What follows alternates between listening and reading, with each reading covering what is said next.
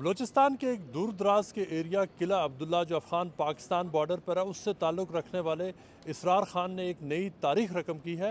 انہیں Oxford university کے جو سٹوڈنٹس ہیں انہوں نے اپنا صدر منتخب کیا۔ اس طرح وہ آکسفورڈ یونیورسٹی کی تاریخ کے تیسرے ایسے پاکستانی ہیں جو مشہور آکسفورڈ یونیورسٹی یونین کے پریزیڈنٹ بنے ہیں۔ اسرار، سب سے پہلے آپ کو بہت بہت مبارکباد، آپ آکسفورڈ یونیورسٹی یونین کے پریزیڈنٹ بنے۔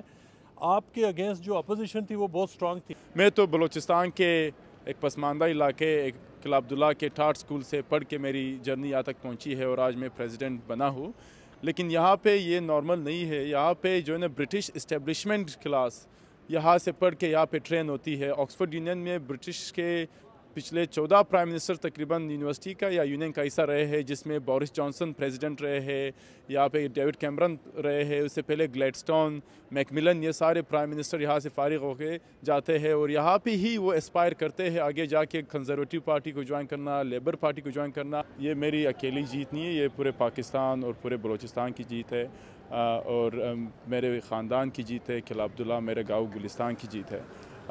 یہ ایک آسان الیکشن نہیں تھا، اس سے پہلے یہ 3 سال کی جدوجہد میں انوالو ہوں یہاں پہ آکسفورڈ میں اور اس اسٹوڈنٹ باڈیز میں۔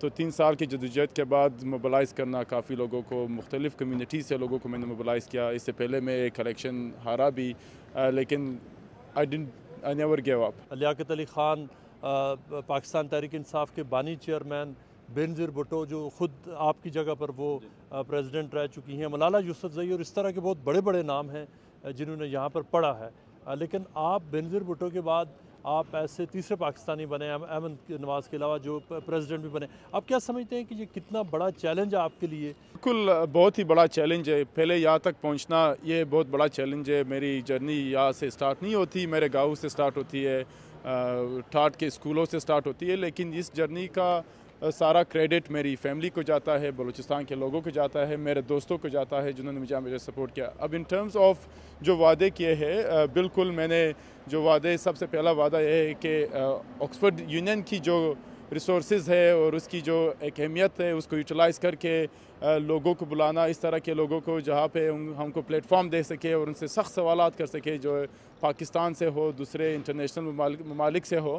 دوسری بات، آکسفورڈ یونین ایک بڑا ایجوکیشن آؤٹ ریچ کے حوالے سے بڑا اچھا پلیٹ فارم ہے۔ اور ایک اور پاکستان کے لیے فخر کی بات یہ ہے کہ میرے ساتھ میرے ٹیم پہ 70% لوگ میں نے جو میرے ساتھ لڑے تھے سارے ڈائیورس بیک گراؤنڈ سے تھے۔ میرے ساتھ 2 اور پاکستانی کو میں نے لڑایا، ایک میرے ساتھ میں نے لڑایا ان کو ٹریجرر کے رول کے لیے جو جیتے، موسیٰ حراج، دوسرے اسٹینڈنگ کمیٹی پہ ایک سارا رانا اور رضا نظر وہ جیتے۔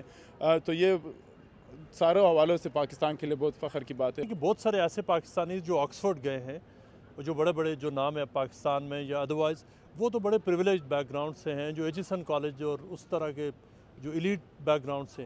لیکن آپ شاید پہلے پاکستانی ہیں جو لٹرلی جو ٹاٹ کے اسکول کا بیک گراؤنڈ ہے، جو اتنے ایک غریب ایریا سے آ کر آپ یہاں پر پہنچے۔ آپ کی کیا اسپریشنز تھیں اور کیا سٹرگل تھی جو جس سے آپ کو گو تھرو کرنا پڑا to reach where you are today? کافی محنت لگی ہے۔ اس سے پہلے میں گیا ابرڈین انڈر گریڈ، پھر اس کے بعد مجھے بار ایٹ لا کی اسکالرشپ ملا لنکن زنگ کا، پھر مجھے آکسفورڈ آنے کا موقع ملا اور یہاں پہ بھی آدھی اسکالرشپ پہ ہی میں پڑھ رہا ہوں۔ اور ساتھ ہی میں نے آکسفورڈ یونین جوائن کیا۔ آکسفورڈ یونین میں نے اس وجہ سے جوائن کیا کیونکہ میں ہمیشہ میرا خواب تھا، میں I used to watch the debates۔ Ahmad نواز بھی he didn't come from a privileged background، وہ بھی بڑے نان privileged background سے، تو انہوں نے بھی ایک اپنی محنت کیا تھا کہ یہاں پہ پہنچے جس طرح آج میں پہنچا ہوں۔ یہاں پہ آکسفورڈ سے جب آپ کی ایجوکیشن مکمل ہو جائے گی اس کے بعد آپ کے کیا پلانز ہیں؟ کہ میری ابھی یہاں پہ PhD چل رہی ہے لاء میں، اس کے لاء کی PhD کے مکمل کرنے کے بعد میرے 2 ارادے ہیں، اکیڈیمیا میں جانا اور ساتھ پریکٹس کرنا انشاءاللہ۔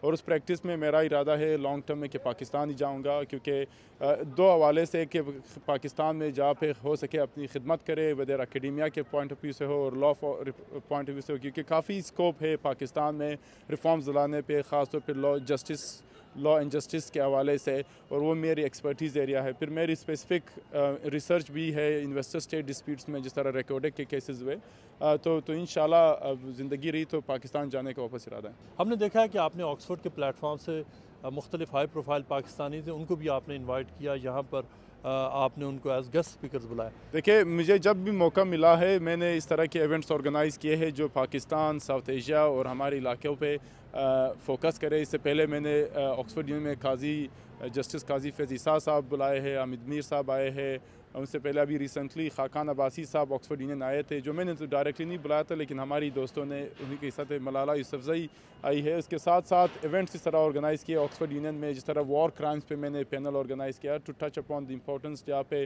اسپاٹ لائٹ میں لانے کے لیے دوسرے وہ ممالک جو وار کرائمز میں انوالو ہے ساؤتھ ایشیا میں, افغانستان میں, اس طرح طالبان اور افغانستان پہ میں نے ایونٹس کرائے ہیں.